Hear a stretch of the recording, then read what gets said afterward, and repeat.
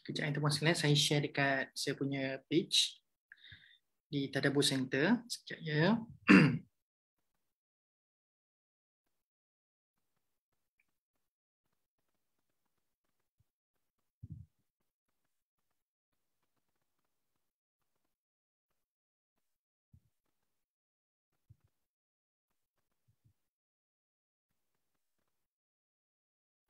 Okey, tinggal sikit lagi ya tuan-tuan sekalian.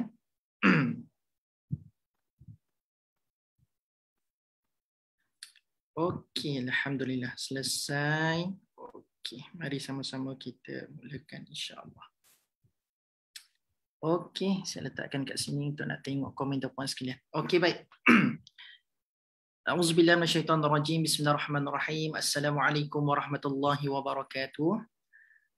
Okey tuan-puan sekalian, seperti biasa saya mahukan kepastian sama ada live pada petang ini clear ke tak clear. Ya tuan-puan sekalian yang sudah masuk ada 7 orang setakat ni, kita harapkan lebih ramai lagi yang akan masuk insya-Allah. Ya tuan-puan sekalian yang sudah masuk 7 orang ni boleh komen tak sama ada suara saya jelas ke tidak tuan-puan sekalian, dan alang-alang tu tuan-puan sekalian boleh sebutlah tuan-puan sekalian datang daripada mana. Ya, tuan-puan sekalian boleh sebut 2 perkara. Yang pertama suara saya, gambar clear ke tak clear, dan tuan-puan sekalian daripada mana tuan-puan sekalian. Cuba komen sikit supaya kita tahu status live kita pada petang ni. Okey. Kak Syida, terima kasih pada Kak Syida. Alhamdulillah Kak Syida. Jelas, alhamdulillah. Terima kasih banyak Kak Syida sudi komen. Yang lain macam mana? Takut Kak Syida kita je yang jelas. Yang lain-lain semua tak jelas, takut-takut. Yang lain bagaimana tuan-puan sekalian? Okey, Puan Sheila Abdul Rahman juga alhamdulillah jelas. Okey, terima kasih banyak. Puan Azida Abdul Aziz, okey clear. Puan Mas Alina, terima kasih banyak jelas daripada Shah Alam. Barakallahu fiik. Terima kasih banyak-banyak sudi join daripada Shah Alam. Sebab saya nak cuba dapatkan kepastian ni tuan-puan sekalian. Sebab apa? Sebab saya tak berada kat tempat yang biasa saya live tuan-puan sekalian. Hari ni saya live daripada rumah orang kata mak mertua saya lah. Mak mertua saya. Tetapi rumah mertua yang berada di Nilai, kami ziarah sekejap dekat sini sebab kebetulan mertua saya datang dekat sini tuan-puan sekalian. Jadi sebab itulah saya nak tengok live saya clear ke tak clear. Sebab tu nampak background tak pernah tuan-puan sekalian tengok background sebelum ni. Ini memang background first time lah tuan-puan sekalian saya guna pada hari ni. Okey, daripada Labuan Puan ada. Terima kasih banyak pada Puan Nurlina Hamzah dan Puan Nurlina Hamzah daripada Labuan. Barakallahu fiik. Terima kasih banyak sudi join kuliah kita pada petang. Okay, baik, saya consider tuan-puan sekalian jelas lah kot insya-Allah. Sebab kata-kata Puan Yasmin pun kata jelas, alhamdulillah. Saya consider rata-rata yang komen semua kata jelas. Terima kasih semua yang sudi respon. Ayo kita mulakan tuan-puan sekalian Okay, a'udzubillahi minasyaitonirrajim. Bismillahirrahmanirrahim. Alhamdulillah wassalatu wassalamu ala Rasulillah wa ala alihi washabbihi wa man walah. Subhanaka la ilma lana illa ma 'allamtana innaka antal alimul hakim. Qala rabbi shrah li sadri wa yassir li amri wahlul 'uqdatam min lisani yafqahu qawli. Allahumma ij'alil Qur'ana al-'azim rabi'a qulubina wa nur sudurina wa jalaa'a ahzanina wa dhahaba humumina wa ghumumina. Allahumma ja'alna minal ladzina yastami'una qawla fayattabi'una ahsanah. Amin ya rabbal alamin. Alhamdulillah, tuan-tuan sekalian bersyukur pada Allah Subhanahu Wa Taala kerana pada petang ini kita direzekikan oleh Allah Subhanahu Wa Taala untuk kita berjumpa bertemu lagi untuk kita menyambung siri tadabbur surah Al-Baqarah kita. Kalau ikutkan tuan-tuan sekalian pada siri pengajian tadabbur surah Al-Baqarah ni, hari ini merupakan siri yang ke-27. Kalau tuan-tuan sekalian ada follow tadabbur surah Al-Baqarah saya di YouTube, maka hari ini saya sambung saja. Berkebetulan ada program dengan Tafaqquh Fiddin Baqi Hilwa. Saya mergekan saja projek tadabbur surah Al-Baqarah ni dengan Tafaqquh Fiddin Baqi Hilwa. Maka tuan-puan sekalian, kalau nak tengok pada apa kupasan-kupasan pada ayat-ayat sebelum ni, maka tuan-puan sekalian boleh tengok saja di YouTube ataupun boleh tengok di Facebook Tadabbur Center. Memang saya dah mulakan agak lama tuan-puan sekalian siri pengajian tadabbur surah Al-Baqarah. Maka hari ini adalah siri yang ke-27, sambungan pada ayat 122 tuan-puan sekalian. Baik, sebelum saya mulakan, terima kasih banyak pada tuan-puan sekalian yang sudi luangkan masa pada petang ini untuk bersama-sama dengan saya di page Tafaqquh Fiddin Baqi Hilwa. Mudah-mudahan tuan-puan sekalian, urusan tuan-puan sekalian yang telah sudi meluangkan masa tuan-puan sekalian pada petang ini dipermudahkan, diberkati oleh Allah Subhanahu Wa Taala insya-Allah. Baik tuan-puan sekalian, tanpa buang masa kita pun tak panjang, tinggal lagi 44 minit saja lagi tuan-puan sekalian. Hari ini kita nak tengok pada ayat 122 surah Al-Baqarah. Jadi tuan-puan sekalian, kalau ada mushaf, saya sangat-sangat cadangkan tuan-puan sekalian buka mushaf. Dan kalau boleh mushaf terjemahan ya tuan-puan sekalian, mushaf terjemahan. Jadi kalau tuan-puan sekalian ada resam Utsmani, Al-Quran mushaf resam Utsmani dekat depan tuan-puan sekalian, boleh buka muka surat yang ke-19. Okay, ayat 122 surah Al-Baqarah, dia berada pada muka surat yang ke-19. Jadi kalau tuan-puan sekalian ada apps Quran ke tak apa, yang penting kalau boleh ada mushaf Quran depan mata tuan-puan sekalian untuk sama-sama kita tengok ayat yang kita tengah bincangkan pada hari ini. Sebab saya tak berhajat untuk paparkan dekat skrin. Jadi saya berharap tuan-puan sekalian ada Quran terjemahan dekat depan tuan-puan sekalian masing-masing. Okay, are you ready tuan-puan sekalian? Semua dah sedia? Resam Utsmani muka surat 19. Cari ayat 122. Okay, dah jumpa Okey, seperti biasa tuan-puan sekalian, kita mulakan dengan isti'adzah. Mudah-mudahan Allah menjauhkan kita semua daripada gangguan syaitan dan iblis insya-Allah. A'udzubillahi minasyaitonirrajim, ayat yang ke-122. Ya bani Israil dzkuru ni'mati allati an'amtu 'alaikum wa anni faddaltukum 'alal 'alamin. Terjemahannya tuan-puan sekalian adalah, wahai Bani Israel, kenangkanlah akan limpah kurnia nikmatku yang telah kuberikan kepadamu, dan aku telah lebihkan datuk nenek kamu yang taat dahulu atas umat-umat yang lain yang ada pada zamannya. Baik, tuan-puan sekalian, terjemahan yang kita duk baca pada hari ini adalah terjemahan yang sudah diadunkan dengan tafsir. Kalau tuan-puan sekalian nak tahu terjemahan secara harfiahnya tuan-puan sekalian, secara kalimah by kalimahnya, terjemahannya akan berlaku begini. Ya bani, wahai keturunan Israel, ataupun Bani Israel, wahai Bani Israel, udhkuru, ingatlah ni'mati allati, nikmat yang an'amtu alaikum, yang telah aku nikmatkan, aku anugerahkan kepada kamu semua. Wa anni, dan demi sesungguhnya bahawa aku faddaltukum, telah melebihkan kalian alal alamin, atas segala benda yang ada dekat alam ini tuan-puan sekalian. Maka tuan-puan sekalian, ayat 122 ni kita kena tahu sikit macam mana, kenapa tiba-tiba datang Allah bagi pesan kepada Bani Israel untuk ingat nikmat yang telah Allah berikan kepada mereka. Ceritanya tuan-puan sekalian adalah ayat-ayat sebelum ini berbicara berkenaan dengan Allah Subhanahu Wa Taala merakamkan sikap degil mereka. Mereka ini tuan-puan sekalian, sebelum kedatangan Nabi Muhammad SAW di Madinah, mereka sudah sedia maklum tentang adanya kedatangan Rasul akhir zaman. Dalam kitab-kitab mereka, mereka telah baca apa yang telah dijelaskan oleh Rasul-Rasul mereka tuan-puan sekalian, mereka sudah dimaklumkan akan datang Rasul akhir zaman. Sebelum kedatangan Rasulullah SAW di Madinah tuan-puan sekalian, mereka sangat ternanti-nanti bilakah kedatangan Rasul-Rasul ni? Bilakah kedatangan Rasulullah ni? Bukan Rasul-Rasul. Bilakah kedatangan Rasulullah ni tuan-puan sekalian? Mereka adalah orang yang menanti kehadiran Rasulullah. Tapi bila Rasulullah datang betul-betul tuan-puan sekalian, mereka menjadi orang-orang yang menolak Rasulullah kerana mereka mengutamakan hawa nafsu mereka. Itu dinyatakan oleh Allah dalam ayat 120 tuan-puan sekalian. Mereka menjadi orang-orang yang ittaba'ta ahwa'ahum.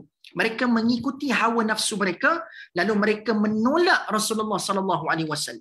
Dan Allah mendatangkan ayat 121, apakah tindakan yang sepatutnya bila mana Rasul datang?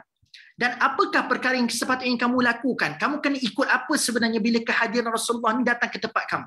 Sepatutnya kamu itu menjadi orang-orang yang membaca kitab dengan haqqa tilawati. Sebab mereka tuan-puan sekalian, orang-orang Yahudi dan Bani Israel ini, mereka juga dikonsider sebagai ahli kitab. Mereka telah mendapat kitab. Tetapi apa yang mereka buat adalah, bila mana mereka membaca kitab mereka daripada Taurat dan Injil, mereka tidak membaca dengan haqqa tilawati, tidak membaca dengan sebenar-benar bacaan. Dia tidak membaca dengan sebenar-benar bacaan. Sebab kalau mereka membaca dengan sebenar-benar bacaan, mereka akan tahu Rasulullah SAW itu adalah utusan terakhir yang dimaksudkan dalam kitab itu dan juga yang telah dimaklumkan oleh Rasul-Rasul yang pernah datang mengajarkan kepada mereka. Tapi mereka tidak melakukan haqqa tilawati. Mereka tidak melakukan sebenar-benar tilawah.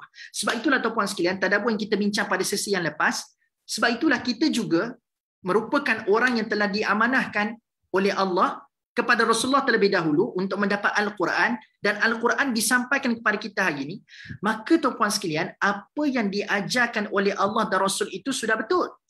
Tetapi kalau kita melakukan perkara yang salah, barangkali kita tidak membaca Al-Quran yang kita ada pada hari ini dengan haqqa tilawati. Sebab tu tak lama lagi tuan-puan sekalian nak masuk Ramadan. Perkataan tilawah itu tuan-puan sekalian akan sentiasa diperingatkan dalam Ramadan nanti. Cuma persoalan paling besar yang kita nak tanya tuan-puan sekalian pada diri kita, bukan kita dah berapa banyak muka surat yang kita tilawahkan. Yang kita kena tanya adalah, sudahkah saya mencapai haqqa tilawati, sebenar-benar bacaan. Okay. So itu adalah flashback sikit tuan-puan sekalian pada apa yang kita bincangkan sebelum. Maka lepas tengok siri kedegilan orang-orang Bani Israel ni tuan-puan sekalian, orang Yahudi dan Bani Israel ni, maka Allah pun sebut pada ayat 122, ini adalah penutup tuan-puan sekalian, ayat 122 ni adalah ayat penutup Allah nak berbicara tentang sikap dan perangai orang-orang Bani Israel dan Yahudi. Maka macam mana Allah tutup tuan-puan sekalian pada ayat 122 ni? Allah tutup dengan Allah pesan kepada Bani Israel, ingatlah nikmat yang telah aku berikan kepada kamu wahai Bani Israel. Maka ramai orang beranggapan bila sebut ingat nikmat yang telah Allah berikan kepada kamu wahai Bani Israel, maka ramai orang beranggapan mungkin nikmat tu adalah 12 mata air yang Allah berikan kepada Bani Israel. Mungkin barangkali mereka beranggapan nikmat kekayaan, nikmat makanan. Tetapi tuan-puan sekalian, bila Allah sebut nikmat dalam ayat ni, dia ada konteks yang tersendiri ya. Dia bukan bermaksud nikmat tu pukul rata, sebut nikmat pasal kekayaan, pasal kesihatan. No, bukan nikmat tu yang Allah maksudkan bila Allah sebut uzkuru ni'mati allati an'amtu alaikum tu. So bukan itu yang Allah nak refer. Nikmat yang Allah nak maksudkan dalam ayat 122 ni adalah nikmat mereka itu pernah mendapat kitab. Nikmat yang mereka tu pernah didatangi oleh rasul-rasul, dan nikmat mereka itu pernah berjumpa dengan rasul yang ramai sebelum kewafatan rasul-rasul ni. Sebab apa? Bani Israel ni tuan-puan sekalian adalah satu kaum yang telah direzekikan oleh Allah nikmat untuk berjumpa dengan banyak rasul sebelum. Maksudnya mereka pernah bermuamalah, mereka pernah berjumpa depan-depan tuan-puan sekalian, mereka pernah bertalaqi depan-depan dengan rasul-rasul sebelum daripada Nabi Muhammad sallallahu alaihi wasallam. Inilah nikmat yang dimaksudkan oleh Allah Subhanahu Wa Taala dalam ayat 122 ni tuan-puan sekalian. Iaitu nikmat mereka menjadi ahli kitab dan nikmat mereka pernah bertemu dengan rasul-rasul sebelum ini. Nabi Musa, Nabi Isa tuan-puan sekalian. Mereka juga adalah keturunan nabi-nabi. Iaitu sebab itulah tuan-puan sekalian bila sebut Yahudi, Yahudi ni adalah nisbah kepada keturunan Nabi Yaqub alaihissalam. Yahudi itu adalah nisbah daripada keturunan Nabi Yaqub alaihissalam. Mereka juga adalah keturunan nabi-nabi tuan-puan sekalian. Jadi Allah nak bagi tahu ini merupakan nikmat yang sangat besar yang Allah berikan kepada mereka. Maka Allah suruh mereka ingat balik. Kamu tu cuba ingat balik, kamu itu keturunan siapa? Kamu ni pernah berjumpa dengan rasul-rasul yang sangat hebat pada satu ketika dahulu. Dan kamu itu adalah ahli kitab. Itu nikmat yang besar kepada kamu. Dan wa anni faddaltukum alal alamin, dan kamu ada golongan yang telah Allah lebihkan, Allah bagi kelebihan melebihi segala umat yang ada dekat dunia satu ketika dahulu. Kamu adalah satu kelompok dan satu kaum yang dimuliakan oleh Allah melebihi daripada kaum-kaum lain. Maka Allah tarik perhatian Bani Israel untuk ingat perkara ini tuan-puan sekalian. Bayangkan tuan-puan sekalian, mereka ni pernah berada di puncak kenikmatan, Allah lebihkan mereka lebih daripada kaum-kaum lain. Tetapi mereka lupa tentang babak ini. Dan tuan-puan sekalian, kemuliaan ini Allah berikan kepada mereka sewaktu mereka apa? Sewaktu mereka beriman kepada kitab dan rasul yang telah diturunkan kepada mereka pada waktu itu. Maksudnya pada keberadaan Nabi dan Rasul pada ketika itu, mengajarkan kitab yang telah Allah turunkan kepada Nabi dan Rasul tersebut, mereka beriman, dan asbab mereka beriman kepada Allah tuan-puan sekalian, Allah muliakan mereka dan Allah telah melebihkan mereka lebih daripada segala umat yang ada kat muka bumi. Sebab mereka beriman saja tuan-puan sekalian, Allah telah lebihkan mereka lebih daripada umat-umat kat muka bumi ni tuan-puan sekalian. Lalu Allah kata, just recall balik nikmat tu. Kau dapat benda tu semua dulu sebab kamu beriman kepada Allah. Takkan kau lupa nikmat tu, wahai Bani Israel. Sebab tu Allah seru. dengan seruan yang penuh dengan kasih sayang. Tuan-tuan sekalian, kenapa saya kata kasih sayang?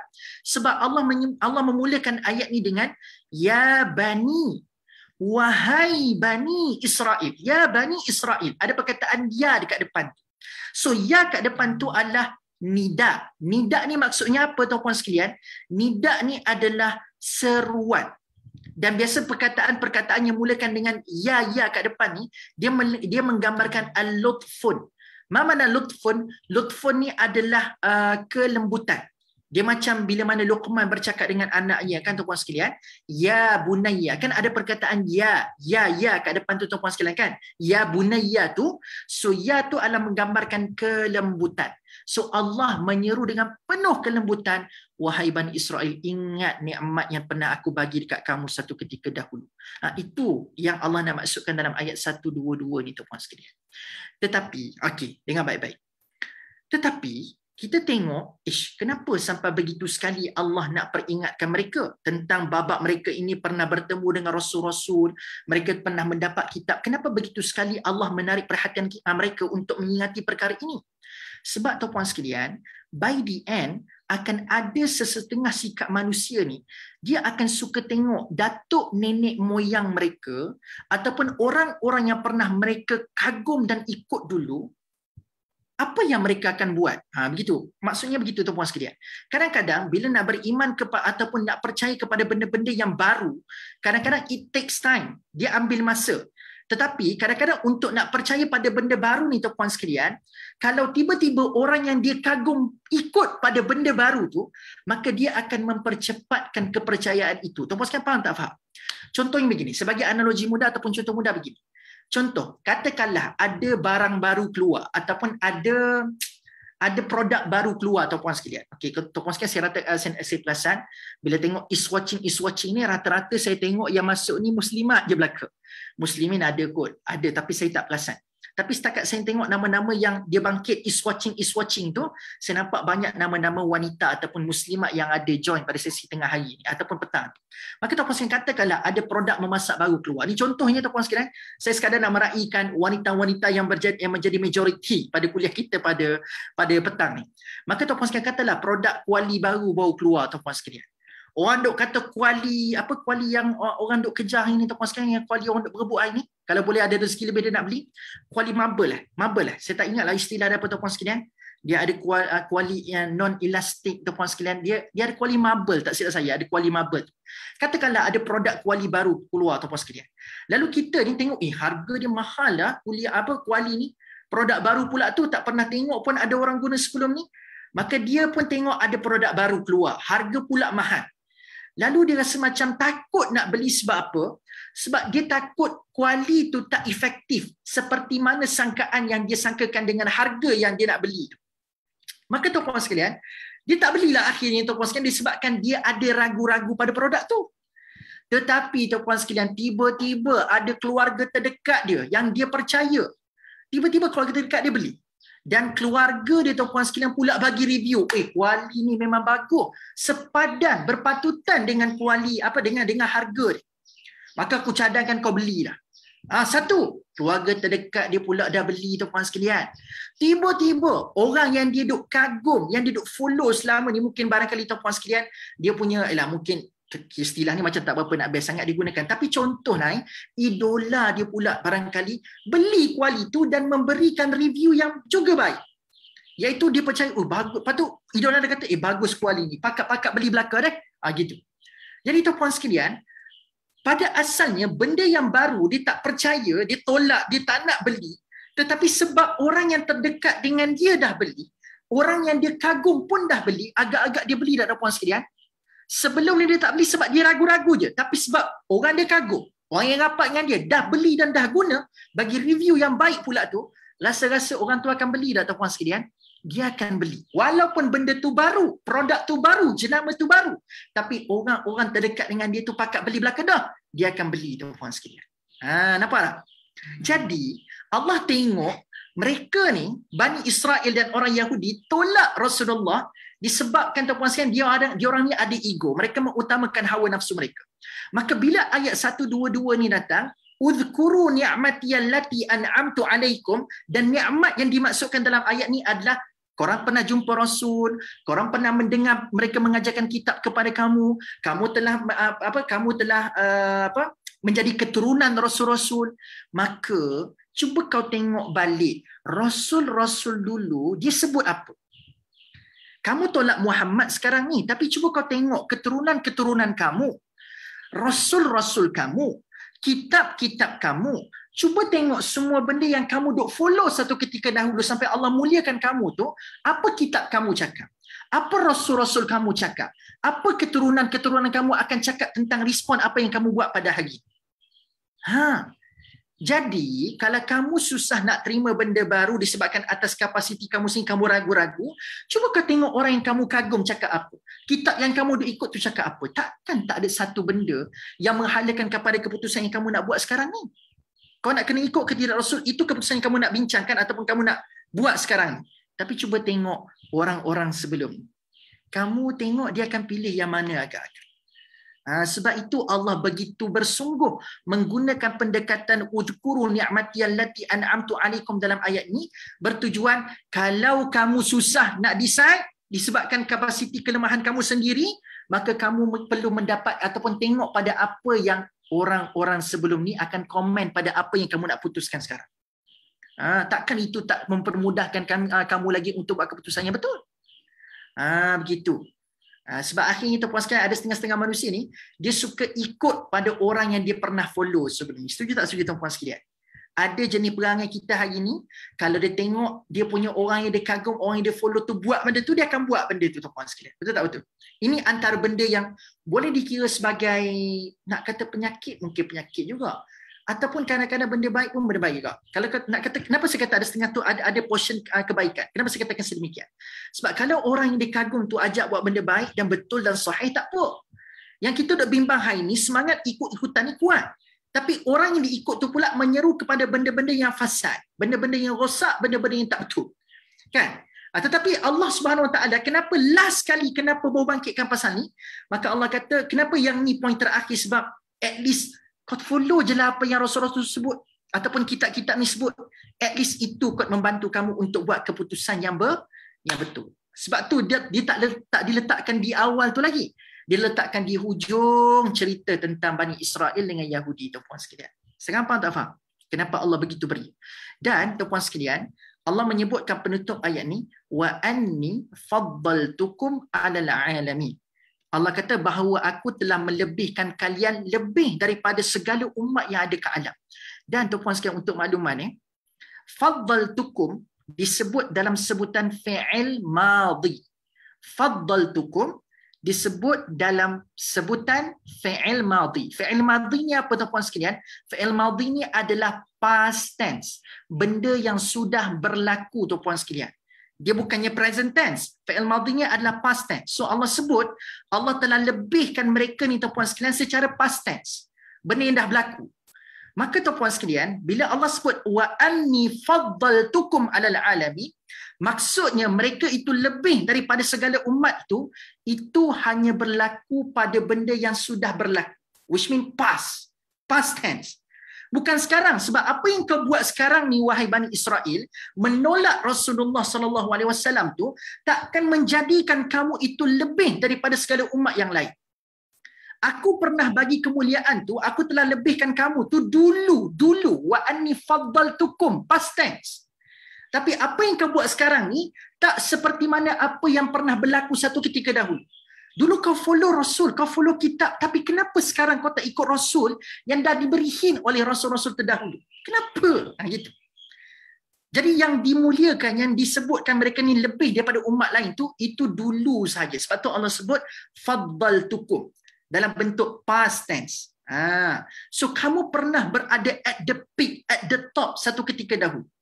Tapi apa yang kau buat sekarang ni, wahai Bani Israel, tidak menjadikan kamu at the top seperti mana sebelum-sebelum ini yang pernah aku jadikan kamu at the top. Wa anni faddaltukum 'alal 'alamin. Boleh faham tak tuan-puan sekalian? Sebab tu hikmah Allah menyebutkan dalam bentuk past tense. Sebab itu satu ketika dahulu saja, bukan sekarang. Bukan sekarang. Okey, setakat ni faham? Lalu, tuan-puan sekalian, lepas ayat 122 ni Allah memperingatkan mereka apakah yang perlu mereka ingat, apakah poin terakhir yang at least ini akan memberikan kesan kepada keputusan kamu, wahai Bani Israel. Maka Allah kata, kalau kamu masih lagi degil, kamu tidak memberikan satu usaha yang betul untuk membuat keputusan yang betul, kamu still tak nak tengok juga apa Rasul dan kitab-kitab yang kamu belajar tu kata apa tentang kewujudan Rasul akhir zaman ni, maka that's it, final. Apa yang Allah sebut, tersasul-sasul bahasa Inggeris saya tu sekalian, that's it, is final already. Maka Allah pun pesan kepada mereka, wattaqu yawman la tajzi nafsun an nafsin syai'a ولا يقبل منها عدل ولا تنفعها شفاعة ولا هم ينصرون. Maksudnya apa terjemahannya? Dan peliharalah diri kamu dari huru-hara hari kiamat yang padanya seseorang tidak dapat mengganti atau melepaskan orang lain sedikit pun, dan tidak akan diterima daripadanya sebarang rasuah ataupun tebusan, dan tidak akan memberi manfaat kepadanya sebarang syafaat, dan orang-orang salah tidak akan ditolong dari azab sengsara. Baik, bila mereka sudah terlalu degil, terlalu ego, tak nak follow juga Rasul-Rasul ni cakap apa, kitab-kitab mereka cakap apa, tuan-puan sekalian, maka Allah kata, takutlah kamu akan satu hari, yauman, wattaqu, takutlah kamu akan satu hari, la tajzi nafsun, iaitulah tidak dapat diganti seseorang pun dari seseorang yang lain hatta sedikit pun. Nak kata tuan-puan sekalian, bila orang ini dimasukkan ke dalam neraka, mereka antara harapannya adalah, antara benda yang mereka nak buat adalah kalau boleh biar ada orang yang menjadi wakil ataupun ganti dia untuk menghadapi ataupun mengharungi kepayahan dan kesakitan azab neraka Allah Subhanahu Wa Taala. Allah kata akan tiba satu hari tidak akan berlaku bentuk ganti-ganti ni tuan-puan sekalian. Kalau kat dunia ni, bila mana ada orang, bila mana kita buat salah, kadang-kadang tuan-puan sekalian kita nak escape daripada kesalahan itu, kita boleh mengkambing hitamkan seseorang supaya kita escape, kita terselamat daripada kesalahan tersebut. Lalu kita tidak akan dikenakan adab, tidak akan dikenakan sebarang hukuman, disebabkan kita menggantikan kesilapan yang kita buat tu, kita nisbahkan, kita letakkan gantian tu kepada orang lain. So orang lain menanggung kesalahan yang kita buat dekat dunia. Tapi Allah kata apa tuan-puan sekalian? Wala taziratu wizra ukhra. Dia tidak akan berlaku tuan-puan sekalian, kita akan menanggung. Dekat akhirat nanti tidak akan ada istilah orang lain akan terpaksa menanggung dosa-dosa orang lain tuan-puan sekalian. Dekat akhirat nanti kita akan atas diri kita sendiri, atas amal kita sendiri. Apa kita buat, kita yang akan tanggung. Kalau kita berusaha macam mana sekalipun tuan-puan sekalian untuk orang lain tanggung dosa kita, takkan berlaku. Takkan berlaku.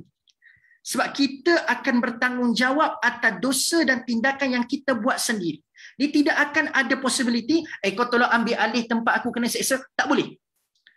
Walaupun mereka berkehendak sangat perkara itu berlaku, Allah kata memang tak akan berlaku. La tajzi nafsun an nafsin syai'an. Kat dunia ni mungkin kita ada kelebihan percakapan, kelebihan untuk meyakinkan orang dengan perbualan kita, dengan percakapan kita. Lalu orang yang tak bersalah boleh dilihat bersalah. Kita terlepas daripada kesalahan kita. Tapi Allah kata dekat akhirat nanti tak boleh. Banyak faktor. Sebab satu lagi tuan-puan sekalian, banyak sebab lah. Pertama sebab nanti dekat akhirat nanti, manusia akan bertindak menjadi seseorang yang bersikap nafsi-nafsi. Tuan-puan sekalian pernah dengar tak istilah nafsi-nafsi? Nafsi-nafsi ni bermaksud sendiri-sendiri. Dia tak akan care, takkan concern daripada orang lain. Sebab apa? Dekat akhirat nanti kata Allah, yauma yafirrul mar'u min akhihi wa ummihi wa abihi wa sahibatihi wa bani. Allah kata orang dekat akhirat nanti dia akan jadi orang yang seolah-olah yafirrul mar'u min akhihi. Mereka ni akan menikuskan diri daripada berjumpa dengan orang lain. Maksudnya apa tuan-puan sekalian? Mereka ni kalau boleh janganlah duk bertembur dengan orang lain. Aku tak naklah jumpa dengan orang lain. Aku ni terlalu risau dan sakit kepala tentang keadaan aku sendiri. Orang lain buat apa aku tak nak berjumpa lah. Sebab tu perkataan yafirru datang dari perkataan farra. Farra ni bermaksud tikus. Dan tuan-puan sekalian, bila Allah sebut yafirru ni, kalau ikutkan dalam bahasa terjemahan kita baca melarikan diri. Tapi farra bermaksud tikus. Yafirru bermaksud menikus. Tuan-tuan sekalian tahu kan macam mana tikus bergerak kan? Tikus ni tuan-tuan sekalian, pergerakan dia adalah pergerakan yang sangat-sangat senyap. Tikus. Dia bergerak. Tapi pergerakan dia tu macam kita tak boleh nak trace. Untrace tuan-tuan sekalian. Yang kita nampak, tuan-tuan sekalian, akhirnya kita punya barang-barang sudah digigit oleh tikus. Kalau ikut tuan-tuan sekalian, dia takkan lalu, bila kita tengah tengok TV, dia takkan lalu depan kita tuan-tuan sekalian. Sebab tikus punya pergerakan adalah, dia akan bergerak sampai orang tak akan nampak dia tuan-tuan sekalian. So, gambaran dekat akhirat, Allah sebut dalam Al-Quran, manusia akan jadi seperti tikus tadi. Iaitu mereka akan menikus. Kalau boleh tak nak bertembung langsung dengan orang lain. Sebab apa? Sebab sudah ada sikap nafsi. Dia terlalu risaukan tentang keadaan dia sendiri sampai tak sempat nak care, nak concern pada orang lain. Maka sebab tu Allah kata, kalau itulah keadaan orang-orang kat sana, macam mana kau nak pergi ambil orang lain untuk ganti orang lain? Dan tak akan ada orang yang sanggup, tak apa. Kau kena saya, tak apa. Aku tolong kau, ganti kau dekat tempat kau. Okay? Just nice? Tak ada. Sebab dia tak akan concern dah. Orang lain tu nak kena azab, kenalah azab. Dia tak akan risau dah tuan-puan sekalian. Sebab bagi dia, kerisauan yang paling utama adalah tentang diri mereka sendiri. Kalau orang minta, tolong ganti. Dia tak akan dah sebab aku lebih concern tentang diri aku sendiri. Kau kena azab, bye-bye, see you. Pergi kena azab kamu. Dia tak bimbang dah tentang orang lain tuan-puan sekalian. Itu gambarannya. Dan tuan-puan sekalian, lagi dahsyat lagi gambaran Allah dalam ayat ni. Dan Allah kata tidak akan berlaku nafsun an nafsin syai'a, tidak akan berlaku bentuk ganti-mengganti ni. Tapi Allah pun sebut dalam ayat ni, sebenarnya scary tau. Ayat ni Allah bacakan kepada kita, Allah sebutkan kepada kita. Allah kata wala yuqbalu minha adlun. Dan tidak akan diterima daripada mereka ni adlun. Adlun ni tuan-puan sekalian secara bahasa bermaksud tebusan. Ataupun juga adlun ni juga diterjemahkan oleh para mufassir, adlun ni bermaksud rasuah. Tidak akan diterima daripada penghuni-penghuni yang bakal diazab ini rasuah tuan-puan sekalian. Rasuah. Maksudnya tuan-puan sekalian, bila Allah kata tak diterima dekat tempat akhirat nanti sebarang tebusan dan rasuah, macam seolah-olah perkara ini berlaku dekat sana. Faham tak faham saya? Bila Allah menyebutkan tak diterima tebusan dan rasuah, maksudnya subliminal Allah nak bagi tahu seolah-olah tuan-puan sekalian dekat sana tu ada cobaan-cobaan untuk merasuah dan memberikan tebusan. Tuan-puan sekalian faham tak maksud saya? Allah tak sebut pun benda tu berlaku, tapi secara subliminal kita boleh faham seolah-olah macam ada cobaan itu berlaku. Ada cobaan itu berlaku. Maka tuan-puan sekalian, Allah kata, kalau ada pun attempt ataupun usaha untuk nak merasuah Allah dengan memberikan tebusan, Allah kata aku takkan terima rasuah. Okey, baik. Kenapa ayat 122 tadi, bila sebut ingatlah nikmat tu, dikatakan oleh para mufassir, nikmat itu merujuk kepada rasul-rasul, kitab-kitab, keturunan-keturunan. Kenapa para mufassir menghalakan tafsiran tu kepada itu? Bila sebut nikmat, kenapa tafsiran nikmat tu menghala kepada poin itu? Sebab dia ada kaitan dengan ayat 1, 2, 3 ni tuan-puan sekalian. Sebab cubaan-cubaan orang-orang yang bakal masuk neraka ni tuan-puan sekalian adalah bila mana mereka telah di-charge kesalahan, mereka dijatuhkan, didakwa atas kesalahan mereka, mereka cuba nak mengheret orang-orang yang mereka muliakan satu ketika dahulu untuk nak bertanggungjawab atas kesalahan yang mereka buat pada hari. Nak katanya akan ada cobaan mengheret orang lain untuk nak dijatuhkan kesalahan tu pada orang itu, bukan kepada dia. Itu maksud dia. Sebab itu para mufassir bila sebut nikmat pada ayat 1, 2 sebelum ni, cerita pasal keturunan dan cerita pasal rasul-rasul sebelum mereka. Sebelum-sebelum ni yang ada pada zaman mereka tuan-puan sekalian. So, diorang nak heret keturunan-keturunan mereka nak heret rasul-rasul ni tuan-puan sekalian sebab tujuan apa? Sebab dia nak katakan, kau tahu tak kenapa aku tak follow rasul akhir zaman ni? Puncanya sebab rasul ni lah. Dia nak letakkan salah tu kepada orang-orang yang diikut sebelum ni. Dia nak letakkan salah tu kepada keturunan-keturunan dia tuan-puan sekalian. Ni perangai. Ini perangai dia. Perangai dekat akhirat ni tuan-puan sekalian akan ada cubaan tu. Dan begitu juga tuan-puan sekalian pada orang-orang yang dikhianati. Sebab itu kita perasan dan kita pernah dengar tuan-puan sekalian, kan ada orang yang terzalimi dekat dunia ni tuan-puan sekalian, kan mereka boleh letakkan kesalahan tu kepada orang lain dan minta orang itu bertanggungjawab atas kesalahan dia. Contoh berlaku something bad, maka orang yang terzalimi itu akan mengatakan kepada Allah, ya Allah, benda yang buruk ni berlaku disebabkan aku dizalimi oleh orang tu. Maka kalau kau nak kalau kau nak hukum, kalau kamu nak chargekan kesalahan tu kepada orang yang telah menzalimi aku. Pernah dengar tak istilah ni? Sebab itu akhirnya tuan-puan sekalian, akan ada orang-orang yang pernah menzalimi orang lain, dia akan menampung kesalahan ataupun azab yang telah mengakibatkan keburukan yang berlaku tu tadi, tuan-puan sekalian. Nampak tak? Sebab tu kita tak boleh buat zalim dengan orang, sebab akan ada possibility dekat akhirat nanti orang yang dizalimi ni akan minta orang yang menzalimi diri dia tu akan bertanggungjawab atas kesalahan dan keburukan yang berlaku. Faham tak faham? Tapi dalam situasi ni tuan-puan sekalian, mereka dah tak beriman kepada Allah. Mereka tak beriman kepada Rasul akhir zaman. Tapi dalam keadaan sebegitu rupa keadaannya, mereka diazab oleh Allah, tiba-tiba mereka nak melakukan perkara yang sama. Seolah-olah tindakan mereka buat keputusan yang salah kat dunia satu ketika dahulu, tuan-puan sekalian, dia orang kata berpunca daripada rasul-rasul dan keturunan mereka sebelum. Mereka nak cuba escape lah, lebih kurang macam tu, tuan-puan sekalian. Dia orang ingat ke dapat pelepasan macam orang yang kena zalim tadi tu, tapi tak berlaku. Sebab mereka tak terzalimi pun. Yang zalim tu adalah mereka yang zalim. Mereka menzalimi diri mereka sendiri dengan ittaba'ta ahwa'ahum. Mereka menzalimi diri mereka sendiri, tuan-puan sekalian, dengan cara mereka mengikuti hawa nafsu mereka sendiri. Itu sebab dia. Dan sebab tu juga akhir ini, tuan-puan sekalian, yang ni saya nak sebut ni, kalau tadi kita nampak macam konteks mereka, okay, now kita nak tadabbur. Tuan-puan sekalian, perasan tak hari ni, minta maaf sebutlah, minta maaf sebut. Saya bukan ofensif pada mana-mana pihak, tapi saya kena sebut sebab itu konteks tadabbur ayat ni, tuan-puan sekalian. Okey. Ada setengah-setengah orang, tuan-puan sekalian, dia ini barangkali, tuan-puan sekalian, terlalu kagum dengan seseorang individu dekat dunia ni. Which mean individu itu juga adalah manusia seperti dia. Tapi mungkin pada penglihatannya, tuan-puan sekalian, individu itu Masya Allah baiknya, tenang, mata memandang.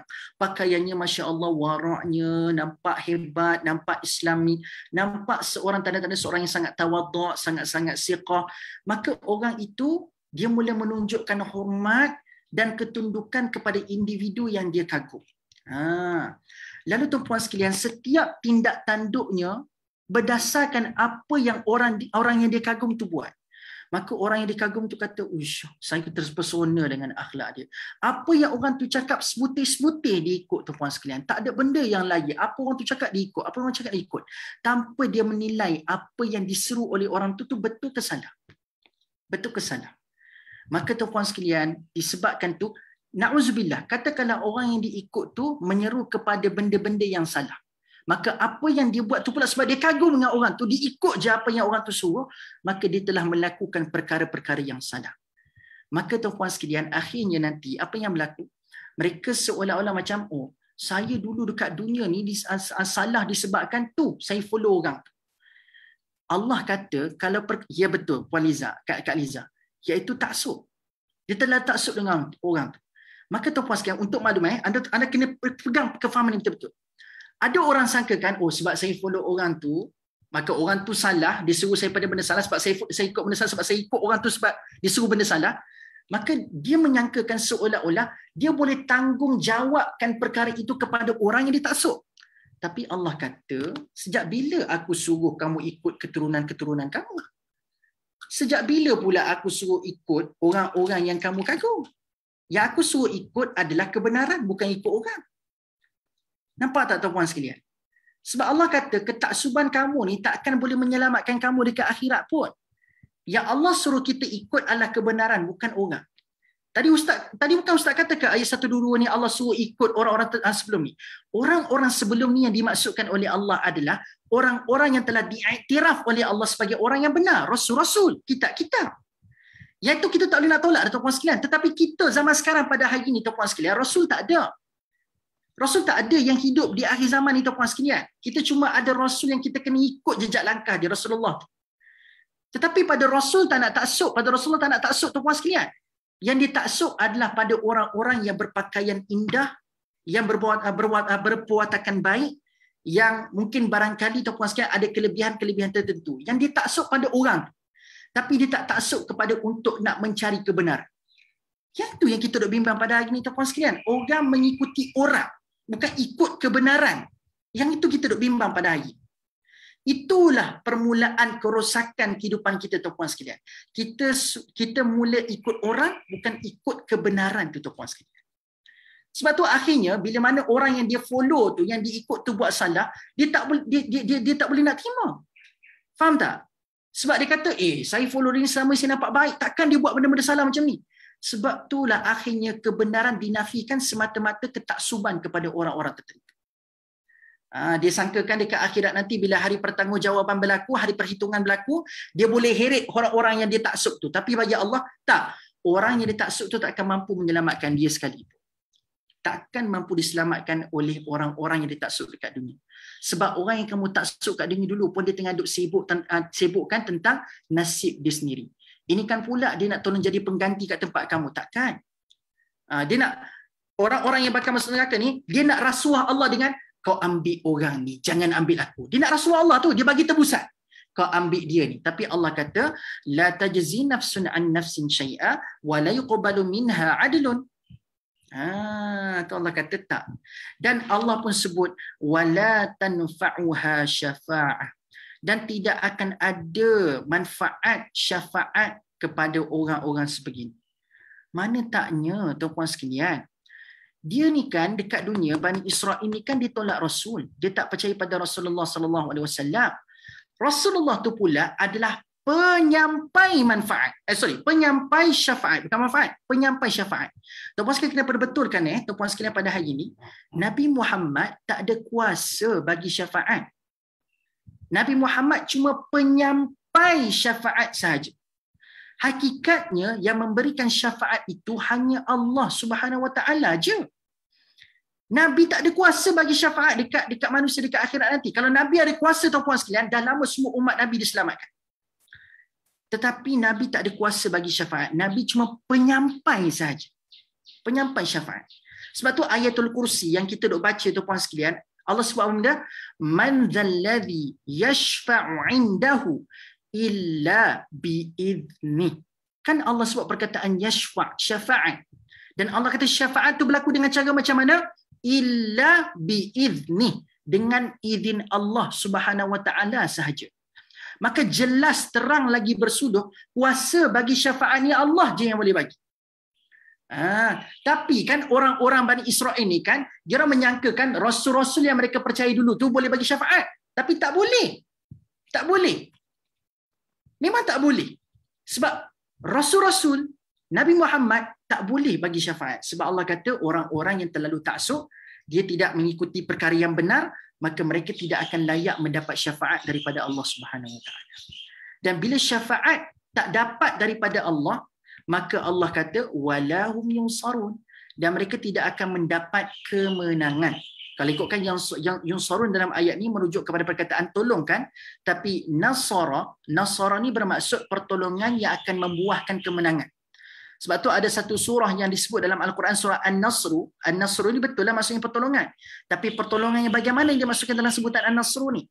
Pertolongan yang dimasukkan dalam sebutan An-Nasru ni adalah pertolongan yang akan membuahkan kemenangan.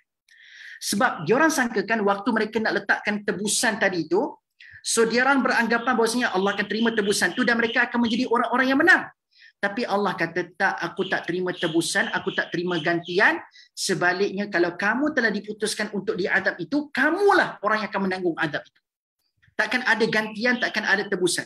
Dan di saat kamu menyangkakan kamu akan menang dengan tebusan kamu bawa, tak, kamu kalah sebenarnya. Sebab tu Allah kata walahum yunsarun.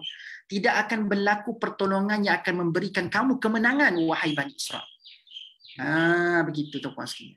Boleh faham So setakat ni tuan-puan sekalian, ayat 122, 123 ini, dia lebih kepada penutup cerita tentang Bani Israel dan orang Yahudi.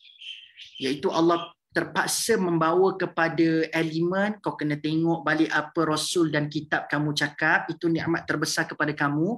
Kau gunakan betul-betul nikmat tu, jangan kufur nikmat. Sebab kalau kamu gunakan nikmat Rasul dan kitab yang kamu dapat tu, kamu takkan dustakan Rasulullah SAW. Kau akan ikut Muhammad bin Abdullah. Tapi kamu tak nak. Kamu ikut hawa nafsu kamu. Kamu ikut logik akal kamu. maka ingatlah satu hari nanti kamu tak akan dapat mengheret orang-orang lain untuk menjadi pengganti kamu untuk mendapat azab Allah Subhanahu Wa Taala. Sebab tu permulaan ayat ni, wattaqu, takutilah hari ini. Yang kamu sangkakan orang lain boleh tanggung azab kamu. Kamu tak boleh akan heret orang lain untuk menanggung azab kamu. So itu adalah gambaran ataupun tadabbur ayat 122, 123. Okey, ada soalan dekat sini. Okey. Apa pendapat Ustaz? Ada yang prefer bersendirian dalam hidupnya dan menjalankan kehidupannya sendiri. Tidak bergantung bergaul dengan manusia-manusia lain, even saudara mara, kerana beranggapan akhirnya di akhirat, semuanya kita akan tanggung sendiri dan tiada yang dapat membantunya kelak.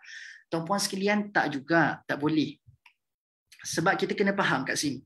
Ada satu surah yang Allah wajibkan kita baca dalam salat, iaitu suratul Fatihah.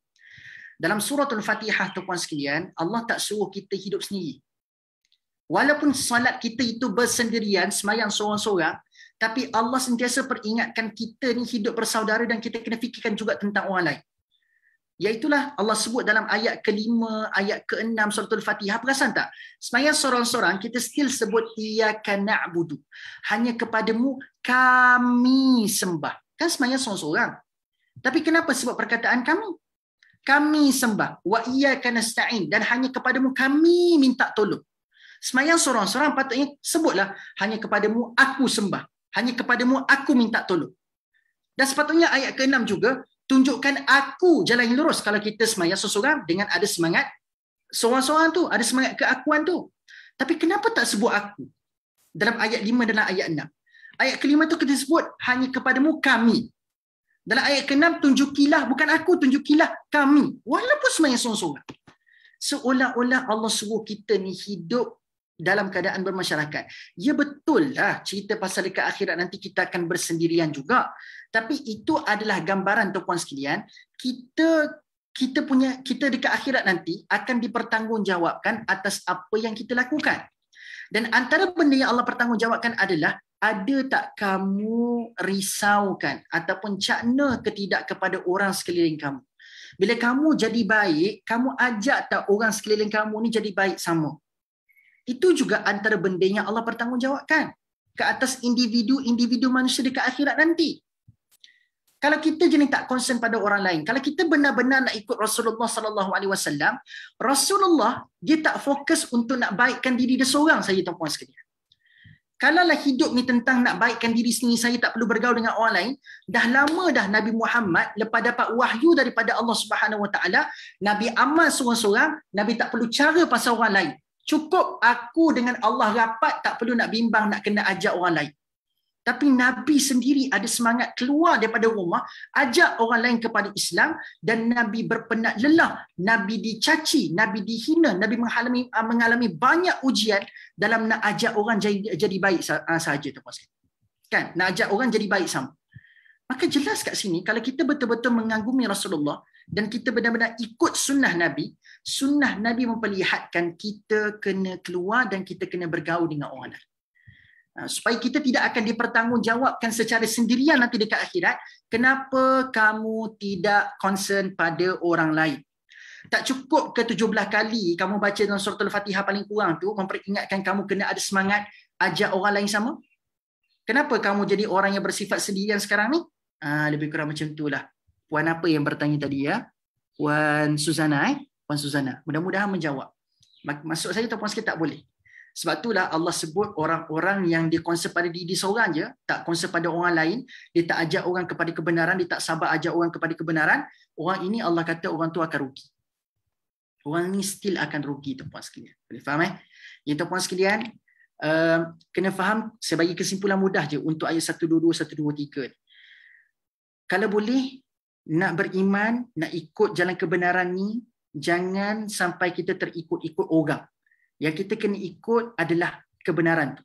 Tetapi akhirnya bila Allah terpaksa membangkitkan isu tentang nikmat dan nikmat itu dihalakan kepada rasul-rasul dan kitab-kitab, maka Allah kata, kalau tak ada pilihan, carilah orang-orang yang kamu nampak baik tu, boleh follow.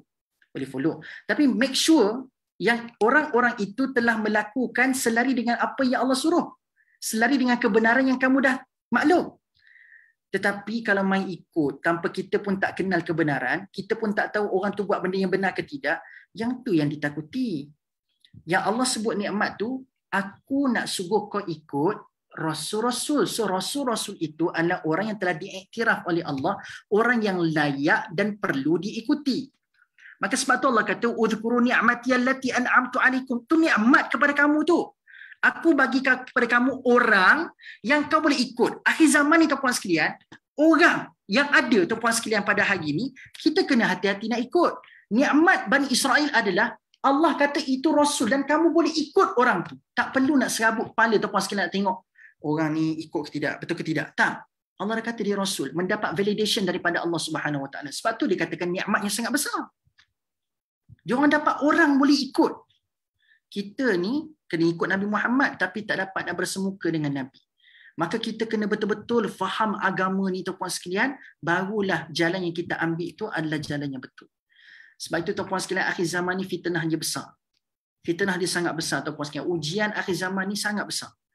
Maka sebab itulah tuan-puan sekalian, antara benda yang boleh menyelamatkan kita di akhir zaman ni adalah kita kena banyakkan menuntut ilmu, dan mudah-mudahan Allah tunjukkan kita ke jalan yang betul dan juga membawa kita kepada ilmu-ilmu yang sahih. Tuan-puan sekalian, ilmu-ilmu yang sahih.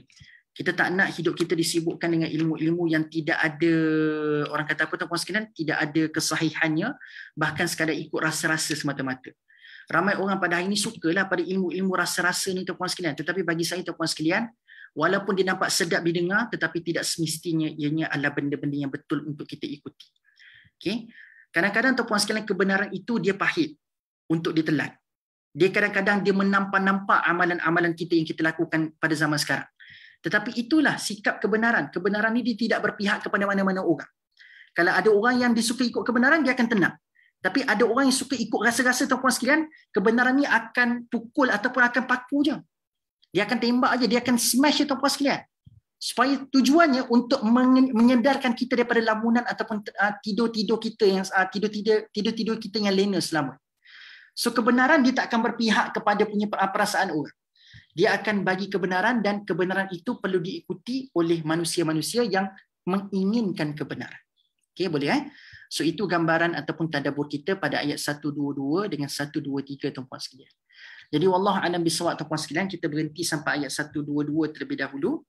InsyaAllah tuan-puan sekalian, pada kuliah akan datang, which mean pada Rabu yang ketiga tak silap saya.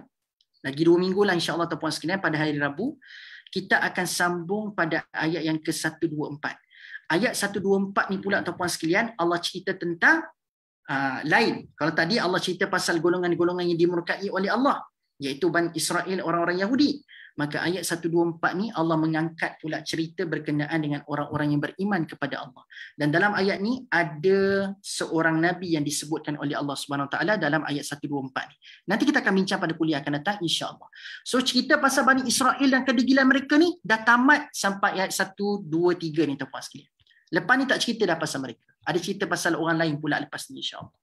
Boleh tuan-puan sekalian Jadi wallahu a'lam bissawab. Terima kasih semua tuan-puan sekalian. Saya tengok tadi kita berjaya reach sehingga 52 orang partisipan.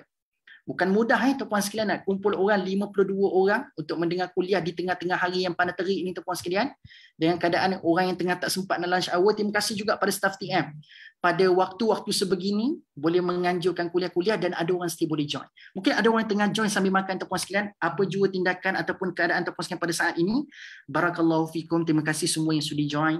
Kalau tuan-puan sekalian rasakan kuliah pada hari ini bermanfaat, boleh tinggalkan jejak dengan menekan button share tuan-puan sekalian supaya ramai boleh dapat manfaat dan supaya ramai juga alert dengan kewujudan page Tafaqquh Fiddin Baqi Helwa ni tuan-puan sekalian. Okey. Jadi terima kasih semua. Mudah-mudahan Allah berkati kita semua pada hari ini. Aqulu qawli hadza wa astaghfirullahal azim li wa lakum. Kita tangguh kuliah kita dengan membaca tasbih kafarah wa suratul asri.